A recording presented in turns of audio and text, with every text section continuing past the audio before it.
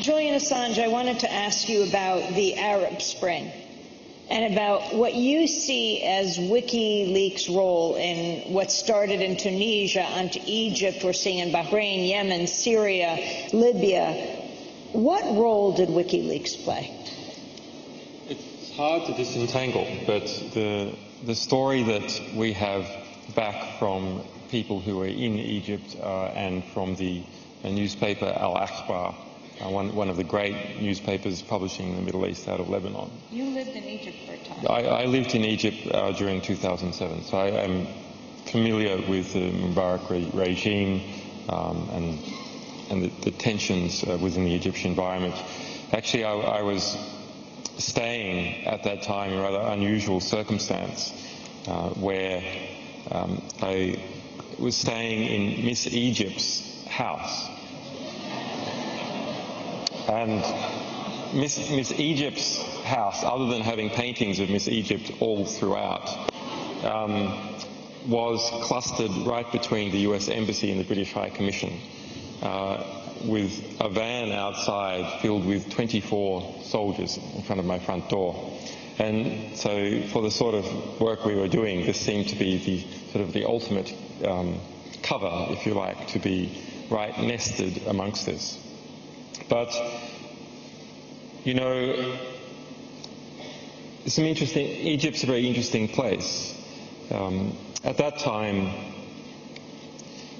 you didn't feel, in most areas of Cairo, the presence of a dictatorship.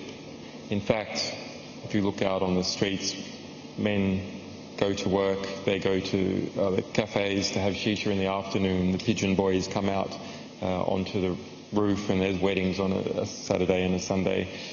And in fact, the economic basis and the technological basis to Cairo seemed pretty much the same as London, if you compare it to Australian Aboriginals. So, to my mind, actually, if we say that it is democracy that rules and manages the United States, or it is democracy, electoral democracy, that manages and rules London, this is completely ridiculous. Because when we look at countries that are dictatorships, or soft dictatorships, as in the case of Egypt, the day-to-day life and the technological activities and the patterns of behaviour for most people are exactly the same. But it's when you stray into those areas of Egypt and areas of Cairo where the Interior Ministry is or where the Foreign Ministry is, that the level of paranoia and fear and the number of people guarding with submachine guns and so on increases. At that time, there was around 20,000 political prisoners of different types in Egypt. But remember, Egypt has a population of around 80 million. So this is always something that I am aware of when you have an intelligentsia that writes about its problems, because this is the mirror image of the problem we now have with the mainstream press, which is writers always write to their own favour and their own considerations and their own self-interests. So a country which can go from a position of not treating writers well to treating writers well and not treating everyone else well. By writers, I mean people who have ability to project a voice. So for those 20,000 political prisoners in Egypt, they could gain no traction in the Western press. And yet others, such as in Iran, we hear about all the time. It's very interesting that Egypt was perceived to be a strong ally of Israel and a strong ally of the United States in that region. And so all the human rights abuses and political abuses that were occurring every day in Egypt simply did not get traction. And there was one moment where, rather actually unusual for Egypt, but perhaps a sign of the cleverness that came to be represented in the Arab Spring, where these 20,000 prisoners started a strike demanding conjugal rights, demanding that their wives be permitted to visit them in prison for sex. And then got some prominent muftis to come out and say, look, it's bad enough that these people are political agitators, let alone homosexual political agitators. And that is then something that was picked up by the Western press, because it had this extra salacious flavour. And so that was some of my experiences with Egypt when I lived there. Later on, when we worked on Cablegate, we selected our French partner, Le Monde, in order to get the cables into French, because we knew that they would have an effect in Francophone Africa.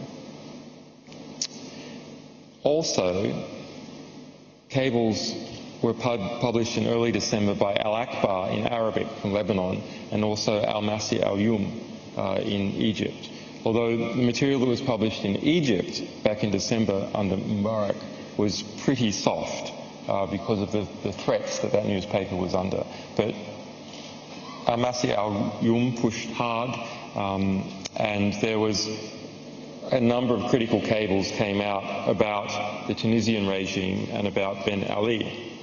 Now, of course, the argument that has often been used, including, for example, in the electoral result that we're involved in Kenya in 2007, is you just tell the people what's going on, and then they'll be angry about it and they'll oppose it. But actually, the real situation is much more rich and interesting than that. Rather, yes, the demos knows, the population starts to know, and they start to know in a way that's undeniable, and they also start to know that the United States knows. The United States can't deny what was going on inside Tunisia. And then the elites within the country and without the country also know what is going on, know they can't deny. So a situation developed where it was not possible for the United States to support the Ben Ali regime and intervene in a revolution in Tunisia in the way that it might have. Similarly, it was not possible for France to support Ben Ali or other partners in the same way that they might have been able to. Also, in our strategy in dealing with this region, and our survival strategy for Cablegate was to overwhelm. That is, we have Saudi Arabia, for example, propping up a number of states in the Middle East, in fact invading Bahrain even to do this. But when these states have problems of their own to deal with and political crises of their own to deal with, they turn inwards and they can't be involved in this prop-up. So Cablegate as a whole caused these elites that prop each other up into region within the Arab-speaking countries and between Europe and these countries and between the United States and these countries to have to deal with their own political crises and not spend time giving intelligence briefings on activists or sending in the SAS or other support. And activists within Tunisia saw this very quickly. I think they started to see an opportunity. And that information, our site, a number of WikiLeaks sites, were then immediately banned by the Tunisian government. Al-Akbar was banned by the Tunisian government. A hacker attack was launched on Al-Akbar. Many were launched on us, but we'd come to defend against them. Al-Akbar was taken down. Their whole newspaper was redirected to a Saudi sex site. Believe it or not, there is such a thing as a Saudi sex site. And they wrested it back through involvement of the foreign ministry in Lebanon, and then what I believe to be state-based computer hackers, because the degree of the sophistication of the attack, came in and wiped out all of Al-Akbar's cable publishing efforts. the cables about Tunisia were then spread around online in other forms, translated by a little internet group called Tunis Leaks, and so presented a number of different facets, a sort of that everyone could see and no one could deny that the Ben Ali regime was fundamentally corrupt. It's not that the people there didn't know it before, but it became undeniable to everyone, including the United States. And that the United States, or at least the State Department, could be read that if it came down to supporting the army or Ben Ali, they would probably support the army, the military class, rather than the political class. So that gave activists and the army a belief that they could possibly pull it off. But this wasn't enough. So all that was intellectual and was making a difference and was stirring things up in Tunisia. And then you had this action by a 26-year-old computer technician who who self-immolated in December 16 last year, and was hospitalized and died on January 4th. And that, taking a sort of intellectual frustration and irritation and hunger for change and undeniability to an emotional, physical act on the street, is then what changed the equation. But there's other things that sort of a more systemic issue that was gradually breeding up, which is you had aging rulers in the Middle East whose regimes to that extent were becoming weaker, and that the intellectual management of them was decreasing. You also had the rise of satellite TV, and the decision by Al Jazeera staff to film and broadcast protest scenes in the street.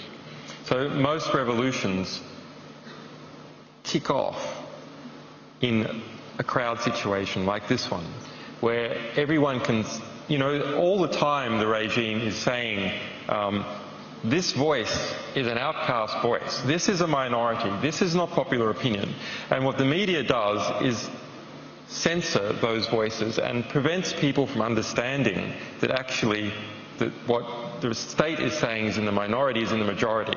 And once people realize that their view is in the majority, then they understand they physically have the numbers. And there's no better way to do that than in some kind of public square, which is why Tahrir Square in Egypt was so important, because everyone could see that they had the numbers.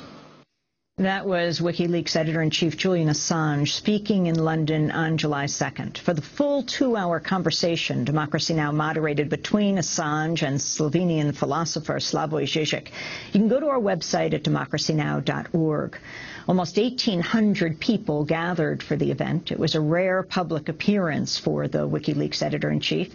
Assange could not linger to talk. He had just enough time to get back to Norfolk to meet his curfew. He's staying at the home of the Frontline Club founder, Vaughn Smith. The Frontline Club, the sponsor of our discussion, was founded in part to honor war correspondents who have died on the front lines.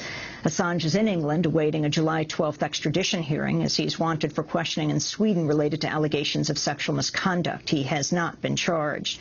He was wearing an electronic ankle monitor under his boot and is required to check in daily with the Norfolk police station. He's fighting extradition to Sweden, concerned that Sweden could then extradite him to the United States. A grand jury has been impaneled in Alexandria, Virginia, dealing in part with WikiLeaks. Its latest release of documents, called Cablegate, is the largest trove of State Department documents released in history.